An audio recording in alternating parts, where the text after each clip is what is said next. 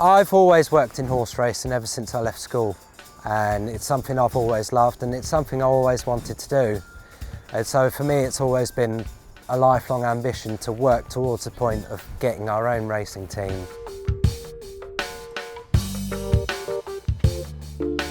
The real skill in being a trainer is bringing all the right people together, and that's everyone from your riders who spend all their time with your horses, to getting a good farrier, a good vet, finding the right owners of the horses, and then again finding the right races for horses. I think it's very much, you have to have a problem-solving brain, because there's always new challenges and there's always different things. It's not just about you and the horses, there's a lot of other things involved.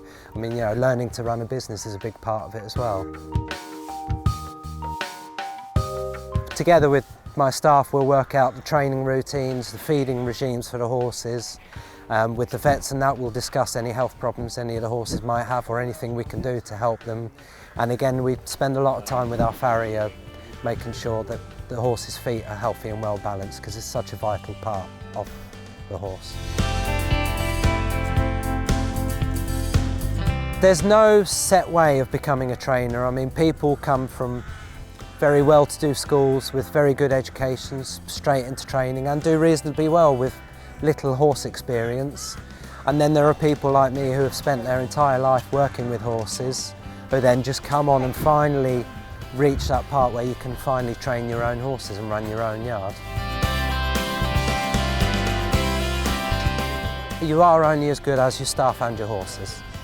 You know, you can't win big races with bad horses, and you can't look after good horses with bad staff. You have to love horses. You really shouldn't be working with animals if you don't have a real love for them. And it takes a lot of patience, and it takes years to learn to understand how they actually think.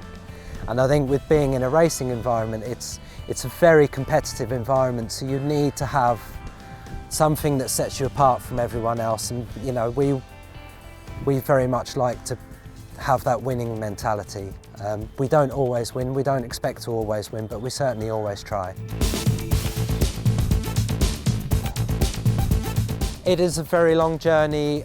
There are hard times. I wouldn't say it's always hard work, because it's just not true. There are times when you have to be willing to pull your socks up and work hard. And if you can do that when the occasion requires, then you will do great in racing. It is not a job, it's a lifestyle. It's a way you live your life.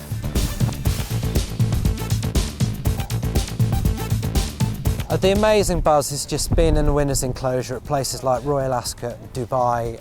For me personally, I want to have a runner at the Breeders' Cup. It's just competing at the highest level is what we aim at, and you know, when we get there, we have had winners at the top level, and it's such a great feeling when you do. It's just nothing beats it.